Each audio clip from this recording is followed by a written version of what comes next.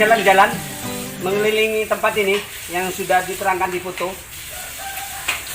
Ini adalah situs Kamaron berupa arca yang ternyata arca Dewi Rengganis. Rupanya dulu mbah-mbah dulu itu memuja Dewi Rengganis ya. Ini sudah ada bukti sejarah. Kemudian ini stasiun kereta api Maron. Sekarang menjadi SMP atau SMA Maron. Kemudian ini masyarakat budaya terapan sapi. Karena setelah kereta api itu menjadi lapangan apa tuh? Aduh, kerapan. Jadi kerapan sapi, kemudian jadi SMP, SMA. Dan ini Polsek, sekarang Polsek. Ini Polsek. Ini kantor kecamatan Maron. Ya. Kemudian PLTD. PLTD ini sumber listrik untuk pabrik gula Maron. Sampai sekarang masih ada. Sebentar lagi kita datangi. Kemudian ini di Lebe ya. Ini Sungai Tumpuk 3 ya ini. Sungai Tumpuk 3 sekarang ditempatin gedung untuk apa ini? Manok itu. Sarang walet. Nah. Ini jembatan Dam 8 yang menggunakan sistem pendingin atau hidrolik sistem otomatis. Nah ini. Kemudian pabrik gula Maron. Sekarang lokasinya RT 8 sama RT 9. RT 8 sama RT 9. Dan ini rumah pegawai pabrik gula. Ini perumahan elit Belanda dulu. Di depan berhadapan dengan Kolonial Bank. Sekarang jadi Puskesmas Maron. Ini SDN Maron Wetan 1. Sampai sekarang masih ada. Nanti kita lewatin. Ini PLTA, pembangkit listrik tenaga air Maron. Dan ini halaman depan pabrik gula Maron. Sekarang menjadi lapangan Maron. Oke, itu saja. Setelah itu kita berangkat jalan-jalan.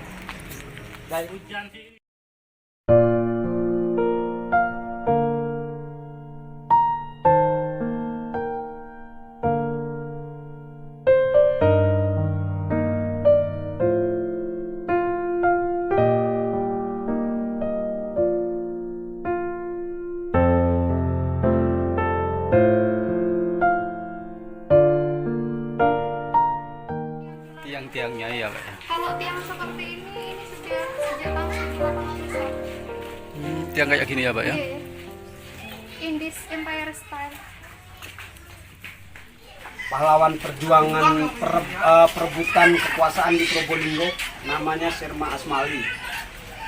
Ini lahirnya beliau di sini. Tadi rumahnya kita datangi dan ini makamnya. Mungkin nanti adanya video ini bisa diperhatikan oleh pemerintah daerah tentang makam pahlawan. Ya, ini makam pejuang perebut kemerdekaan Probolinggo tahun 1947 sampai 1950. Namun beliaunya meninggal pada 1948. Ya, kali ini kita sudah nyampe di tugu peringatan tertembaknya pahlawan Asmali. Di sini kenapa kita bisa menentukan tempatnya? Kalau di sini tertembaknya pahlawan Asmali, karena menurut keterangan keluarga, keponakannya atau keluarganya lah, keluarga dekatnya, Pak Asmali itu terbaring sini, tertembak di sini, dan suara tembakan yang oleh Belanda itu ada di sini. Kemudian setelah Belanda pergi, disusullah oleh keluarganya untuk menjemput mayat pahlawan Asmali ya.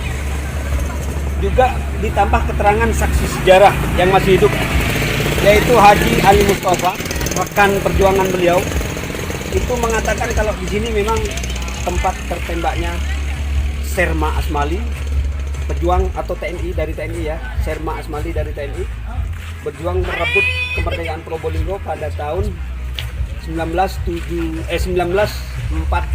sampai 49. Oke.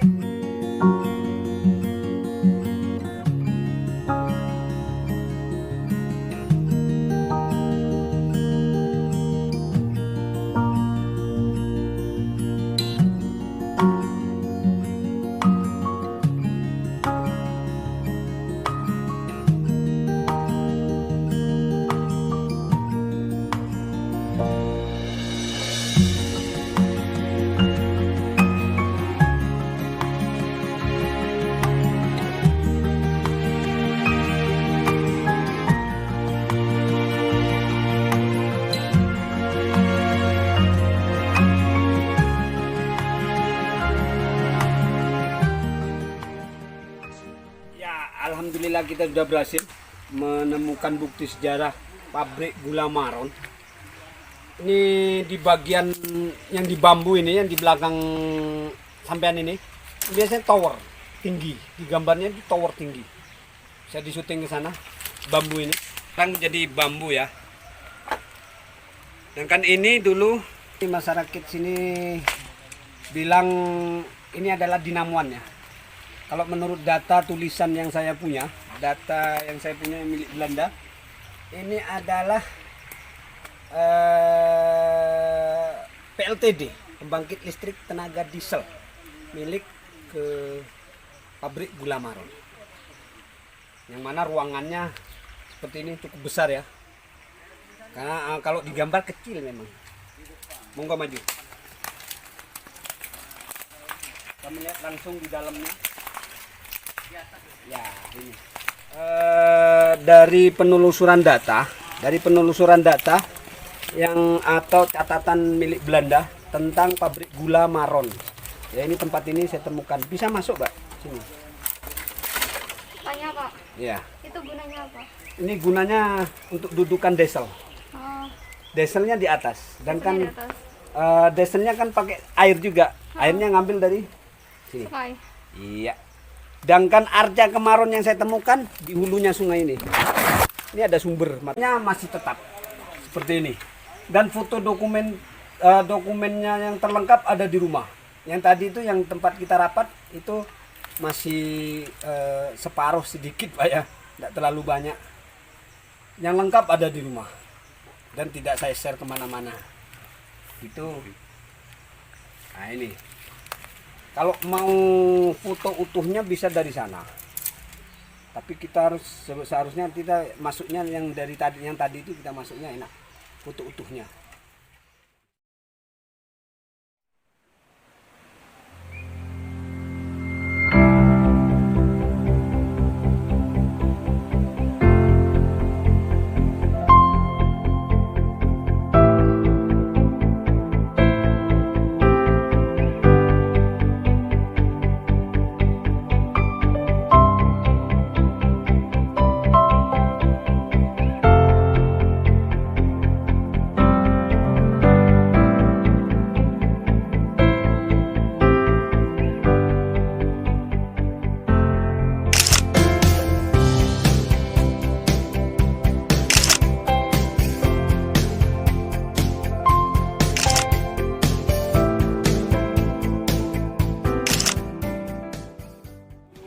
Dan sekarang kita di jembatan, sebelah jembatan. Ini jembatan Dam 8. Nah, itu yang Anda lihat, jembatan Dam 8. Dan ini adalah kunci dari hidrolik sistem. Kalau dia karetnya tidak aktif atau rusak, dibuka. Sekarang masih aktif ini, masih nyedot dan nyembur ke sana. Nanti kita ke sebelah sana, itu jeburannya. Ini kedalaman kira-kira berapa meternya? Sekitar 6 meteran. 6 meteran ya? Sekitar 6 meter. Dalamnya 6 meter, jadi dia sistemnya seperti menekan mesinnya, ditekan. Pembuangan ada di bawah. Jadi sistem katupnya itu ditekan buka. Setelah air masuk, dia nyembur. Ini dia panjang jalannya. Ini bukan bukan anu ya, yang saya tadi bilang itu yang dibuat untuk jadi dua fungsi. Yang pertama untuk menyalurkan air dari bawah menuju ke kampung yang lebih tinggi sana, itu kampung Gerongan namanya. Itu menyalurkan ke sana. Kemudian ini fungsinya yang kedua untuk mendinginkan jembatan. Untuk mendinginkan jembatan. Jadi jembatannya tidak mudah rusak. Itu menurut Belanda, ahli Belanda, bukan saya. Oke, kita menuju ke semburannya. Ini yang tadi nyedot ya. Sudah disyuting. Nyedot. Sekarang kita menuju ke semburan. Untuk pendingin sekaligus untuk menyemburkan air ke arah yang lebih tinggi. Silakan ikuti saya. Terakhir berarti ini di bawah. Nah, ini tempat terakhir. bisa disyuting di bawah. Nah itu untuk nyemburnya lah. Dari sini juga Pak. Dia nyemburnya dari sini bisa enak, biar agak jauh. Nah, ini nyembur hidroliknya yang sini. Oh, bisa saudara bisa lihat semburannya ke sini. Bisa dilihat. Akan ada pipa. Sebelah itu ada pipa besar itu. Itu sistem, kalau yang situ tidak ada sistem katup, cuman sistem buka ada. Sistem katupnya yang nyedot di sana. Ini sama, kedalamannya sama 6 meter. Itu ini pengairan yang intinya dibuat oleh Belanda untuk menanggulangi banjir. Jadi air dibuang kemana-mana ya oleh Belanda. Bisa buangnya pun tidak percuma. Tidak percuma buang karena disalurkan melalui ke desa ini. Ini salurannya. Disalurkan ke desa. Menjadi pengairan. Kalau dulu air bersih, kalau sekarang sudah dulu digunakan air bersih untuk minum. Kemudian untuk pengairan kebun, sawah dan lain-lain oleh masyarakat desa Gerongan. Setelah ini kita menuju ke PLTA. PLTA jadi alirannya dam ini yang pakai sistem hidrolik sistem ini dialirkan menuju ke PLTA, dipergunakan untuk menghidup untuk listrik ya, PLTA, pembangkit listrik tenaga air. Iya, monggo bersama kita menuju ke sana. Saya sudah berada di PLTA. Kalau dulu PLTA, sekarang pengairan. Dari PLTA Maron inilah saluran air bersih ke wilayah kota Maron itu diambil dari sini. Nanti kita telusuri ya. Berawal dari sini. Diambil dari alirannya. Agak ke sana bisa. Ke sini dulu.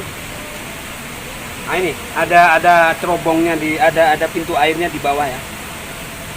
Airnya diambil dari dam 8, dialirkan dari dam 8 ke sini, kemudian bisa turun, tampung di sini, disaring, saringnya menjadi air bersih, kemudian disalurkan lewat ini. Ini ada saluran ini, saluran bawah tanah. Ini 2 orang masuk. Berarti ini filter ya? Ini filter ini. Ya, ini saluran yang fungsinya sebagai filter. Di bawah tanah. Disalurkan ke sana. Kemudian bisa lihat sumurnya itu. Itu sumur itu melihat debit air. Ini ketinggian air itu Ya, berapa? ketinggian air di situ bisa dilihat di situ. Ini saluran ini menuju ke sumur pembagi di belakangnya ini. Di belakangnya ini ada sumur pembagi nanti. Nanti air dibagi 2. Salurannya satu saluran menuju ke mesin pembangkit listrik, yang keduanya menuju ke perkampungan kota Maron. Monggo ditelusuri sambil di Gak apa-apa, lepas dulu.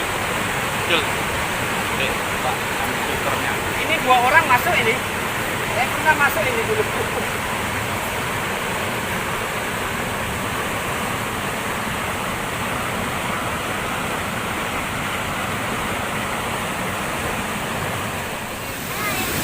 Yang satu ini